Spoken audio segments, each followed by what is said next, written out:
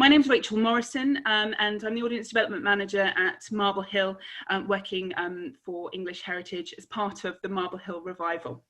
The Marble Hill Revival will see £6 million invested within our park, and that will help us to ensure that the house is open for free 5 days a week, that we've got better provisions for our sports fields and sports teams, including inclusive changing facilities and that are accessible, and also for women. Hurrah! We'll have a new cafe for next spring, and also we will have a raft of events, of which this is just one. And we are delighted that you're here as part of the first in the Marble Hill lecture series to be hosted here for English Heritage. This will be recorded, as we hope that people will be able to enjoy this a little bit later on. But please don't worry, you won't be visible. But before I start, I'd like to just say a huge thank you to Alan. He's a local boy, and we've been very lucky to be in contact given the amazing support that the Twickenham and Richmond Tribune has given us.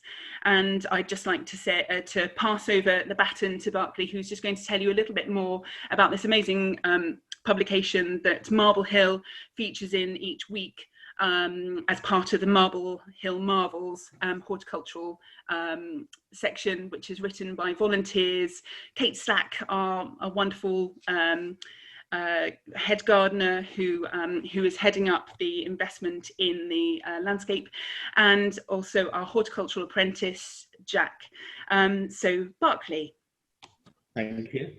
Sorry, my network's not very good here by the looks of it, but hopefully you can hear me. I'd just like to thank everyone for joining us on this. Yes, one of my smaller hats is as an editor and publisher of the Twickenham Richmond Tribune, and Alan is a weekly contributor with his Postcard page, which has been entertaining many, well, a few years now. We're coming up to our 4th anniversary in about 8 weeks' time.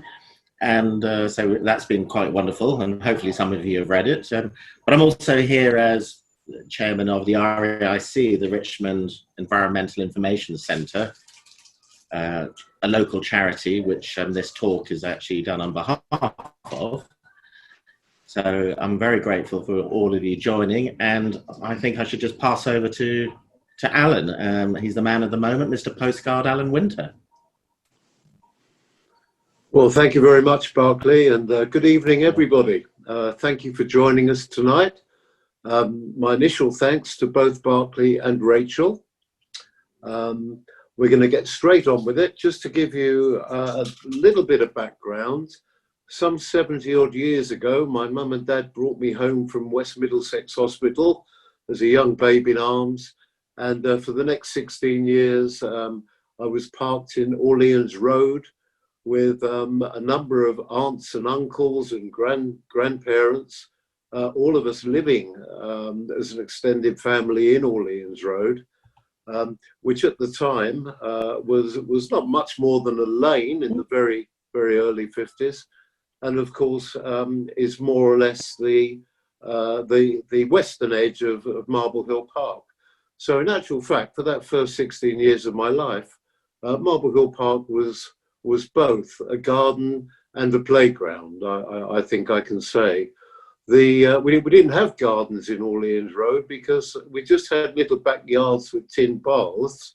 And the reason for that, of course, was that they were originally built, the Orleans Road cottages were originally built as servants' quarters for the big folk who lived in the big houses in Montpelier Row many years ago. So that's my background as a young man growing up in Twickenham. So I thought that what we do tonight, we just stroll around Marble Hill Park, and we stroll around through the medium of postcards. I've been retired for a number of years now, and it was just a hobby that I found, always being interested in local history. I found that postcards are an excellent medium for looking back historically.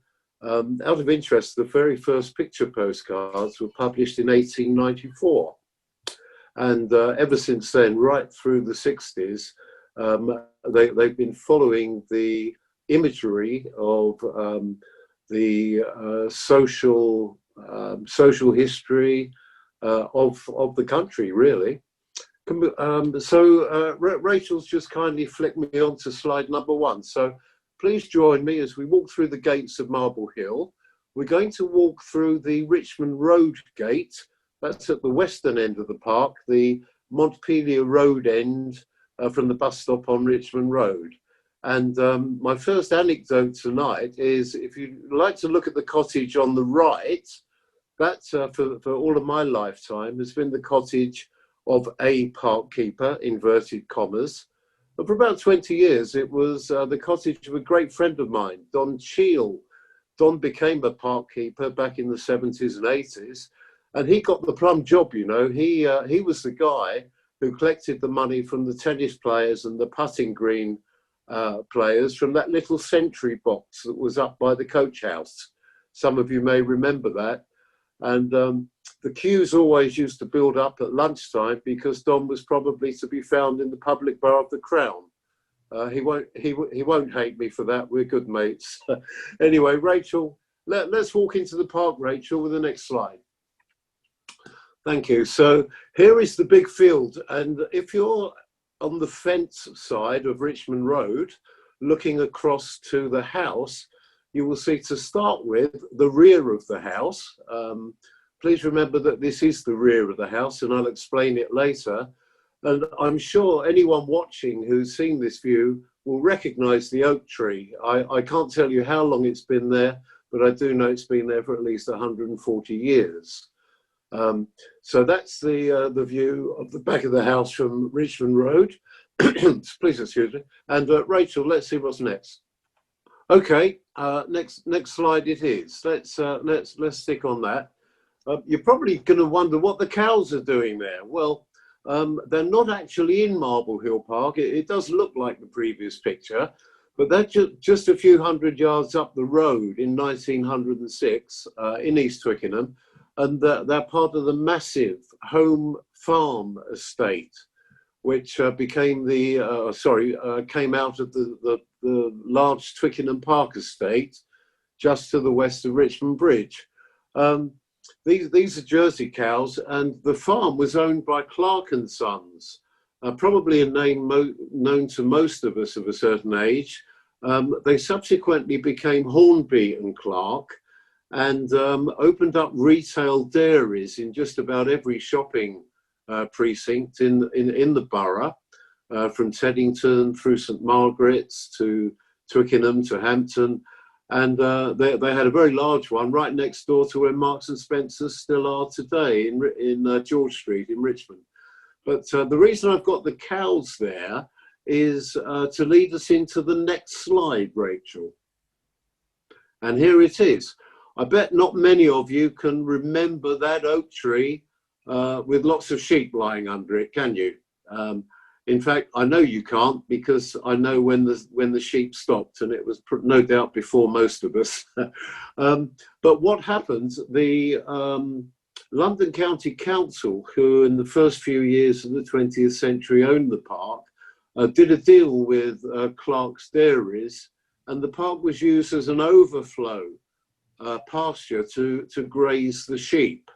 Now, not a lot of people know that, but there's that oak tree again, look, and you can see they've got a bit of a guard around it to stop the animals having a nibble at it. So what have we got next, Rachel? I think we're going back to the coach house. Yes, we are. So it's called the Clock House. I've always called it the coach house and stables. And this is another early 20th century postcard by Richard Young and Company. And you'll possibly recognise it, for those who have visited the park in the last few years, that the cafe was on the extreme left of it, looking down towards the river. To the right of this image, if we could see it, there would be a sentry box, which is where my very good friend Don Cheel used to take the sixpenny bits as payment, and he would hand out a putting stick and a golf ball for people to while away the hours practicing their putting. So that's the Clock House and Stables in 1907. But I tell you what, let's have a look at it in 70 years' time, Rachel. And here we are.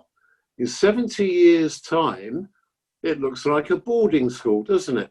Well, in actual fact, it was, because it played the part of a boarding school in the filming of The Wild Geese. The Wild Geese was a 78 production starring Richard Burton, Richard Harris and Hardy Kruger. And a lot of it was done via Twickenham Studios at that time. And of course, this was a time, the 60s and 70s, where you couldn't walk around Twickenham and St Margaret's or Marble Hill without bumping into a rock star or an actor. You know, we were surrounded by Teddington Television Studios, Twickenham Film Studios, Shepperton up the road. Some of you may not remember this one, but Isleworth also had film studios in Worton Road. And of course, Pinewood wasn't that far away as well, and nor was central London. So the borough of Twickenham, as was back in the 60s certainly, was a very popular destination for people looking for film locations. And Marble Hill was used quite a lot. I remember my mum saying, even in the 50s, that she once was taking the dog for a walk from Orleans Road, which is there on the right, at the extreme right of this picture. And she sat on a bench next to a chap reading the paper. He turned around and said, "Good morning," and it was Gregory Peck. And they had a natter for 10 minutes, and Mum went off with the dog. And of course, nobody believed that she'd just been talking to Gregory Peck in Marble Hill. But she swears it's true, and I've never known her to tell me a fib, so I'm sure it was true. So what have we got next, Rachel? Ah, yes. This is purely a postcard that I was interested in when I saw it. This is that front field again, looking from Richmond Road to the end of the house. The oak tree is now just to our left, so it's a slightly different view. And it's just so level, isn't it? It's taken 100 years to really level that field. You know, I've seen pictures of it in a far worse state going back many, many years.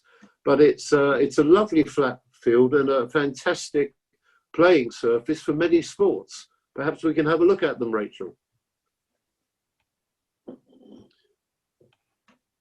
Go on then, press your button. There we are. I like this picture because we've just looked at this and seen how flat and clear that area is for all sorts of entertainment and play. And in fact, this postcard from 1912 is actually titled "At Play on that very field." And let's move on and see some of the playing, shall we? And here's a cricket match again in 1912. So we've got a pretty level field there, and the rear of the house in the background. As we look at some of these old postcards, you can see more or less what time of the season it is. Whether the trees have got leaves on or haven't, you know, gives us a bit of a clue of where we are. So that's the cricket. What else were we playing on this patch? We were playing a bit of tennis. Now, the tennis courts were, certainly in my time, moved over to the right-hand side of this field and built as permanent fixtures. In fact, there's still one hard court still there, but there were also 2 or 3 grass courts and the putting green at the end. But back here at the beginning of the First World War, you could see that the tennis courts were actually just put up as required right in front of the back of Marble Hill House there. Next slide, Rachel, please. And here we are again. I've counted these. I don't know how well you can see this, but there's 4 different tennis courts there in front of the park. So obviously, by the time we get to 1920, we're between the wars, and you know, people are relaxing, people are playing sport, and this is what parks were for. This is all about parks. So Rachel, next slide, please. Um, and if you're playing sport in a park, somewhere along the line you get a referee or a supervisor. And I rather like this old postcard because the chap in front is he's dressed in the uniform of a park keeper. He is in fact a park keeper. And in the whole of the 20th century, they always wore uniforms. They were always brown uniforms. The park keepers always had to wear a hat at all times and always had to wear a tie at all times. Didn't matter if they were sweeping up, mowing the grass, talking to members of the public. That was their uniform. That's what they wore. Rachel? Now, this one is the only picture I could find at relatively short notice. Those of you who know the park will know that right in front of the rear of the house, there is a grass circle. The grass circle for many generations has been used by parents to teach their youngsters to ride a bicycle. And I was no different. I was one of them, fell off it going around that blessed grass circle many a times. But in the end, my father persevered and I did learn how to ride a bike. So again, another good use of a park. Get out there and ride your bike. Rachel? One of my failures in the postcard world, thinking about Marble Hill Park, I've never found a postcard of the football pitches to the east of the park, looking from Richmond Road. I guess the postcard photographers of the day just didn't find, a very large field full of goalposts very interesting. So I've never actually seen the football pitches at Marble Hill on a postcard. If any of you have, please let me know. I'm very easy to find, by the way. If you look at your Twickenham Tribune every week, my details are at the bottom of my postcard page. This particular picture, I'm bottom left in it. And the reason is this was the first year, at 8 years old, I ever played organised football. And this was a picture of the first St Margaret's Wolf Cubs, who were associated with St Stephen's. We used to meet at in the hall next to St Stephen's School. And most of us were members of the St Stephen's Church Choir as well. So it's very much a St Stephen's related. And they were called First St Margaret's, and that got shortened to Istmar. If you look at the title, you've got the 1, the ST, and the MAR of Margaret. And we were called the Istmar group. And that year, I was fortunate enough to be given a chance to play team football at a very early age, and we won the local Wolf Cup. So there you go, just showing that even then I could kick a ball. And Rachel, Boy Scouts, Girl Guides, Wolf Cubs, from the end of the Second World War, just a couple of years after, Marble Hill Park hosted a Scouts, Guides and Cubs Jamboree once a year for very many years, right through until either the late 80s or early 90s, I'm not quite sure. And this was a picture that was turned into a postcard that I tripped over of my old Scout and Cub group, First St Margaret's, when they had a play zoo there. I don't know very much about this, it's just the image. This one goes back to 1985, but we found an earlier one, Rachel, didn't we? And this is the 3rd Teddington Scouts. All the Scout groups, Guides and Cubs from the whole of the borough made their way to Marble Hill Park. It was on the western field where the football fields are. It was over there every year. I'm not quite sure why it petered out. I've heard a few rumours. I'm not going to repeat them in this particular talk, but it seems sad. Anyway, from there, we're going to come round to the front of the house. And a lot of people might think, well, surely that's not the front, it's the back. But no, this is the front. And there's two interesting things here. The date of the house, of the postcard, I know it's dated 1904 because this one was written on and posted by the General Post Office, and it's got a 1904 date on it. So therefore, the photograph was taken before then. So we know then that the house that all my life, and perhaps all of your lives, has been always painted white, wasn't painted white at the very, very beginning of the 20th century. That's an interesting snippet, Rachel, isn't it? And this was the front of the, sorry, that was the front of the house, as is this. It's the same view 50 years later when it is painted white. It's the front of the house because guests to Marble Hill in the 1700s, when Marble Hill House was originally constructed in the 1720s, guests to the house didn't come by bus down the Richmond Road. They came down the River Thames on a boat, because there wasn't a Richmond Road and there weren't any buses. So people arrived at Marble Hill by boat, and it's a couple of 100 yards to walk from the river to the house. Next postcard, please. One of my favourite postcards, actually. The gentlemen in the middle are all park keepers. Here they are. I do wish it was in colour, but there was no such thing as colour back then, or this card wasn't ever published in colour. The real photographic ones like this were always black and white. But there they are, few park keepers, a couple of them not doing much, someone pretending to sweep up a leaf or two. But again, they're all there in their brown park keepers' uniforms. You'll notice that 1912 and the house was white. You'll also notice that to the right is what I call a woodland quarter. There were 4 woodland quarters, 2 each side of the house. I know these days all sorts of very exciting things are going on. I've met some of the gardeners recently, and they're putting in wildflower meadows and so on. But for most of my life, they were simply fenced off rough woodland areas.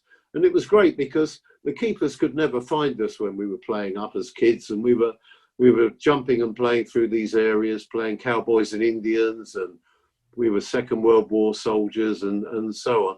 And we'd be out there from dawn till dusk. It was, as I say, it really was a playground for a lot of local kids.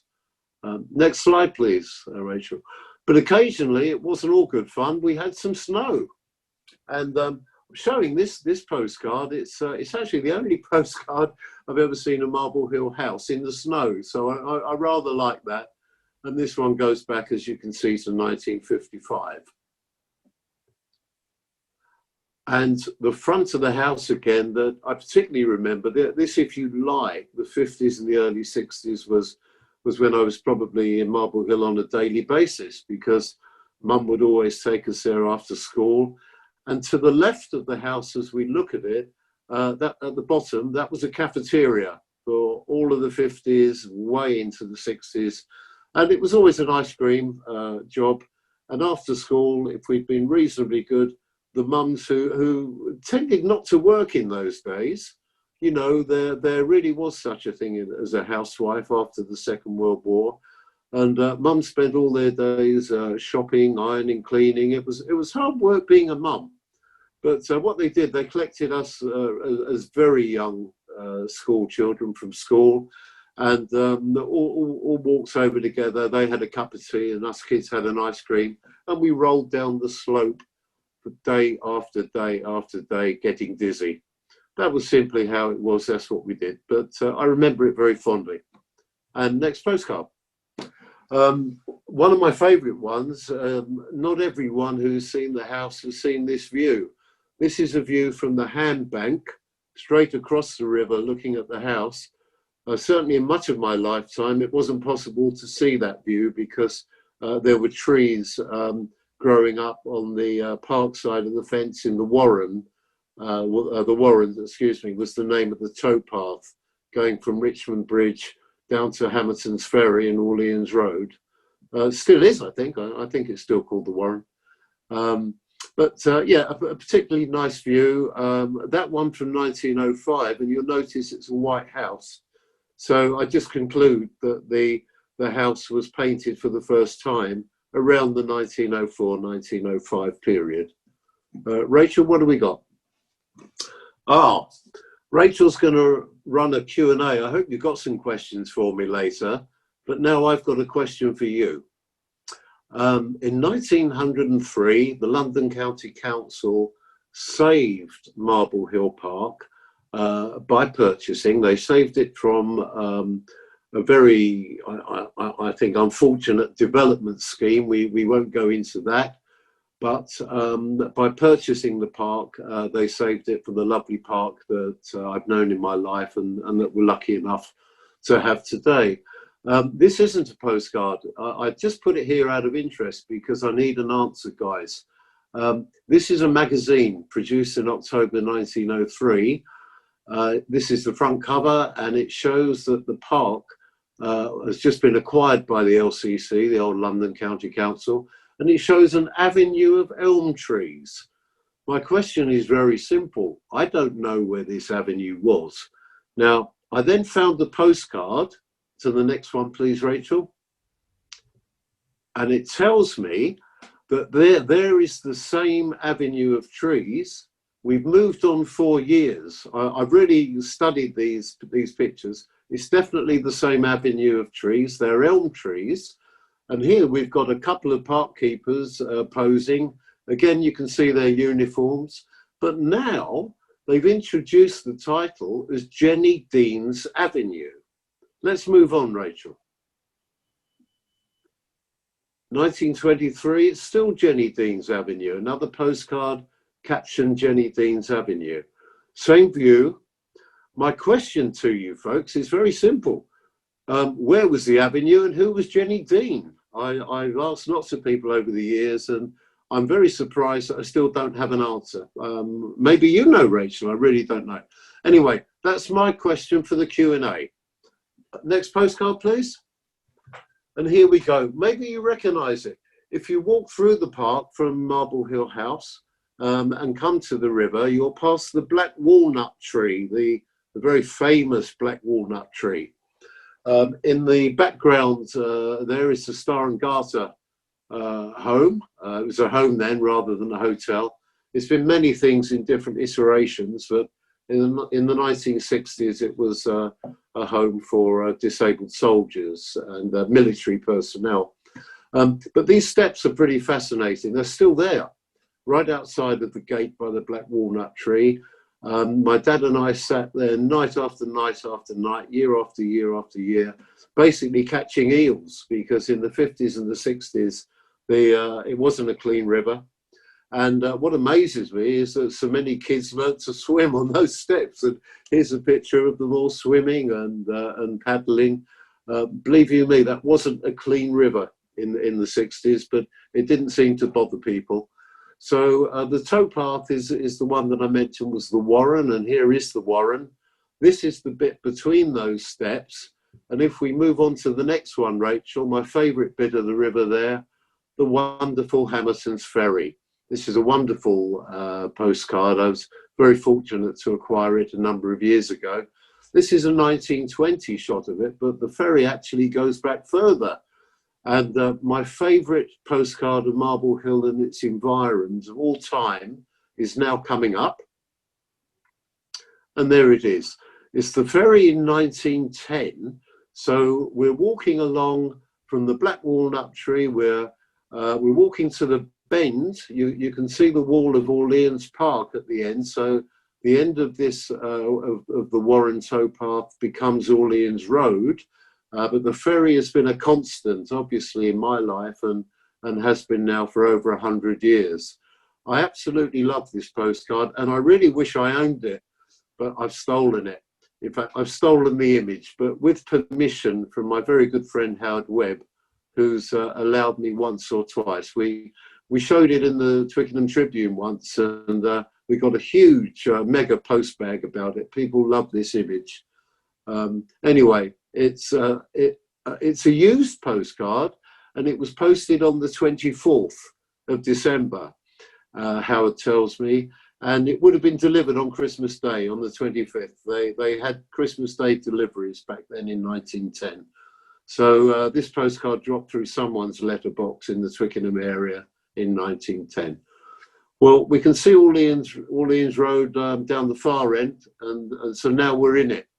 And another little anecdote from me, the railings bottom left were the railings of my father's builder's yard.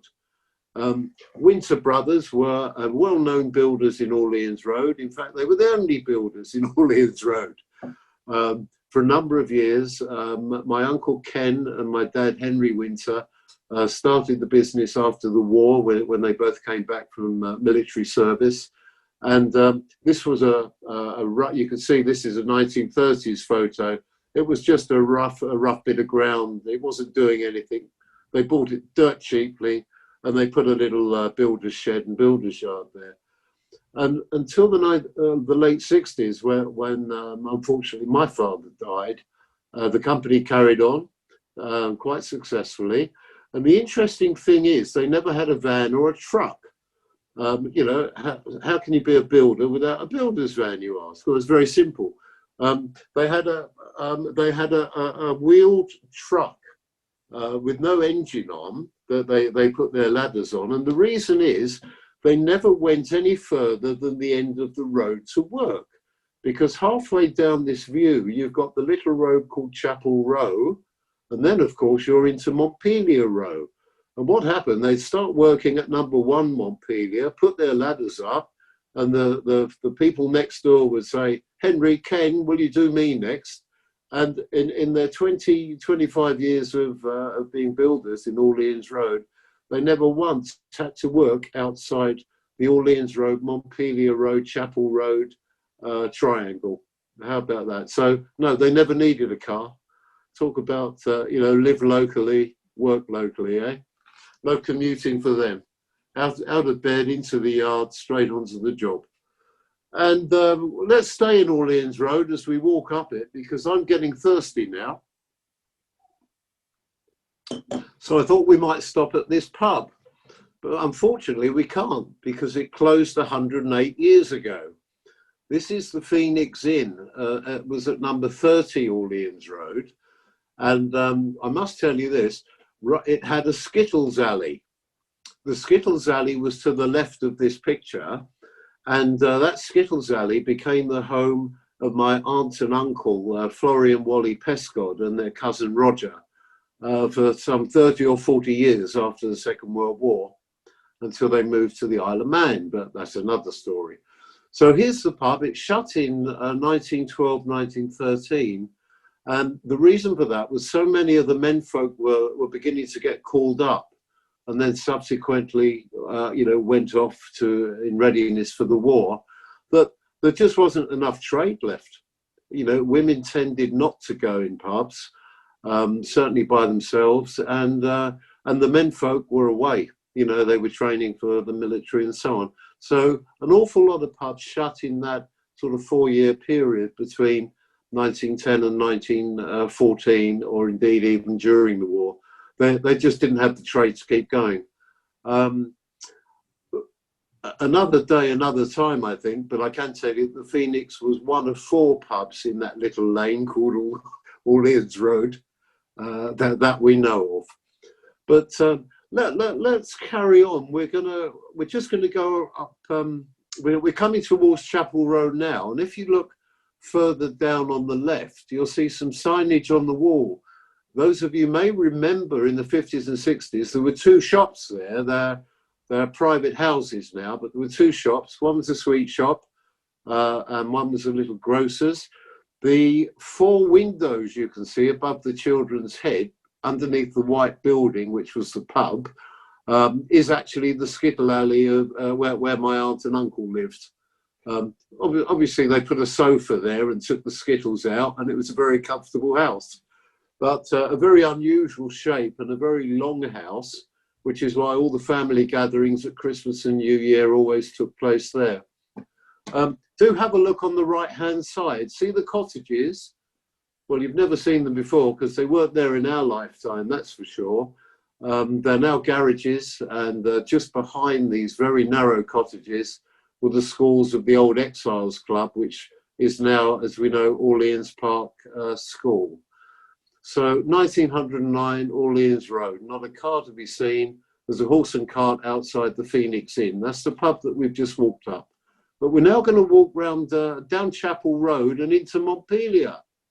And this is the first house you come to on the left. It variously in its time has been called Chapel House or Tennyson House. And it was Tennyson because Lord Tennyson lived there for a number of years. at number 15. It has a blue plaque naming Lord Tennyson. I hope it has another one in the future. Excuse me. And the reason for that is that it was also the home of Pete Townsend of The Who for a number of years. Pete, when he moved from further into West London, variously had 3 or 4 houses in Twickenham. Some of you will know that he lived opposite Eel Pie Island for a while. Some of you will know he lived near the White Swan pub for a while. This is the one he probably lived in most of the time throughout the 70s and 80s before he crossed the river.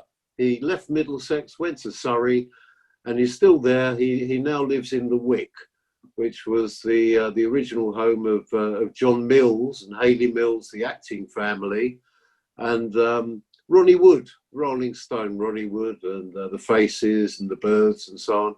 Ronnie bought it from John Mills many years ago, and he sold it to Pete Townsend. Pete's still there. Anyway, that's 15 Montpelier Row. We're hoping for another blue plaque. I'll just show you one more house in Montpelier Row. It's right on the edge of Marble Hill Park, and it's the last house. It's called Southend House. The view we're looking at on this postcard, from the window, you're looking at the river. So you're looking across the bottom field where the rugby pitches certainly used to be. The reason I'm showing you this is that I mowed that bloody lawn for 2 years in the late 60s, every Thursday evening. I didn't get a lot for it either, but it was a part-time job, and you know, I was beginning to get a young family together then. And it was the home of Walter Delamere, the poet, not in my time, but Walter Delamere leased it from the Sedgwick family that owned it mostly through the 20th century. And I worked for one of the Mr. Sedgwicks, who was a well-known Twickenham man, and cut his grass every Thursday evening with a really old-fashioned petrol lawnmower that was the heaviest thing I've ever had to push. Mr. Sedgwick, anecdotally, please don't get the wrong end of the stick here. We're talking about the late 60s, but he had what I can only consider to be a gentleman called a Chinese manservant. And he was a wonderful man. He also worked in Reynolds, the hardware store in Crown Road. He was a lovely guy. Forgive me, I don't remember his name. But every time I finished the grass, it was his job to give me the 5 shillings or half a crown or whatever the wages were. But he also gave me a bunch of flowers to take home to my wife as well. And again, another question, if anyone can remember the name of that adorable Chinese man, I'd be thrilled to remember it. So we're now coming up to our last postcard because I'm so thirsty that we've now reached together the end of Montpelier Row. We've turned left and there's the Crown. And number 2 Orleans Road, right next door to the Crown's bottling shed, was where I spent that first 16 years of my life. I also spent a couple of years of my life working behind the bar there on a part-time basis. And I could do a 20-minute Zoom just on the Crown, let alone Marble Hill Park, but I won't. So let's go into the Crown now, folks. We finished our stroll for the evening, and join me and Rachel on the Q&A. So Rachel, I'm handing back to you now. Lovely. Well, thank you so much. Really thank you for having me. For your very local, wonderful knowledge, but the huge, vast wealth of information that we've had this evening. Thank you. I've just had a lovely Adam Miller who's tried to help me with my keyboard. So thank you, Adam. And apologies that I couldn't make that full screen for you all, but I hope that you've been able to enjoy it. I have just heard from Barry Gregory, who says that it's fantastic. And he grew up on Orleans Road and his family lived there most of their lives. And he'd love to be able to show some of these slides. And I've said that this will be recorded. This bit will be edited out, so you won't have any faces, but you will be able to enjoy Alan's amazing presentation again. So I'll be able to pass that on to anybody who would like those details. Am I allowed to come in? Absolutely, yes. I'm sorry. I remember the Gregory family. We're related. Barry's mother, Maureen, is my cousin. She was the daughter of my Uncle Ken. Uncle Ken, if you remember, his brother was my father, Henry, and they became Winter Brothers, the builders. And I do believe that Barry lived in that pub, the Phoenix, next to my other aunts. So I hope you enjoyed it, Barry. I don't know if you can hear me. I'm new to Zoom. He can. He said, "Fab, thank you." That's right. And he said, "Ken's my granddad." Yes, that's right. Of course. Yes, he would be. He would be. And my dad would have been his sort of great uncle. Yeah. Yeah. Lovely to hear from him. You can get in touch with Alan through the Twickenham and Richmond Tribune. So I feel like we're having a special reunion on Zoom. Cheers, Barry. And he said, yes, they were at 30 Orleans Road and they lived upstairs. That's right. That was the pub, the Phoenix. Wonderful. Yeah. Lovely. He's saying cheers. And I think, and Michelle's just said, thank you for the most interesting talk. Is there anyone who has got any questions for wonderful Alan? Or an answer to the Jenny, what's it? Oh, I've forgotten her name now. Well, certainly in terms of the avenue of trees, I'm going to take that to some of our historians and see what they come up with. Yeah, well. Jenny Dean. Jenny Dean. Thank you so much, everybody, for being a part of today. But a huge, huge thank you to Alan, particularly for his fascinating postcards that he's managed to find. It's been a real delight, and I hope you've all enjoyed. And we've got some virtual claps going on. So thank you, Alan. I'm sorry that you can't hear this wonderful, these beautiful faces, but you can see they're clapping, hopefully. Thank you for joining me on our stroll, everybody. Just to highlight, this is just part of the lecture series. Next week we've got the Twickenham Luminaries, so we've been working with Pope's Grotto particularly to be able to create a virtual lecture series that involves Orleans House and Strawberry Hill, Turner's House, and so do join us next week for one every day. And then after that there's information about our conservation team, how they're working with the many pieces in Marble Hill and how the collection will be returned.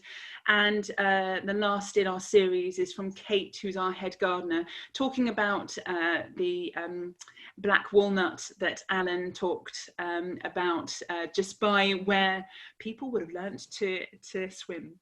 So please do enjoy Marble Hill, and a huge thank you again to Alan Winter. Thank you, Alan. You're most welcome. Take care. Lovely to see you all, and thank you for being here this evening, and thank you for being part of Marble Hill Revived.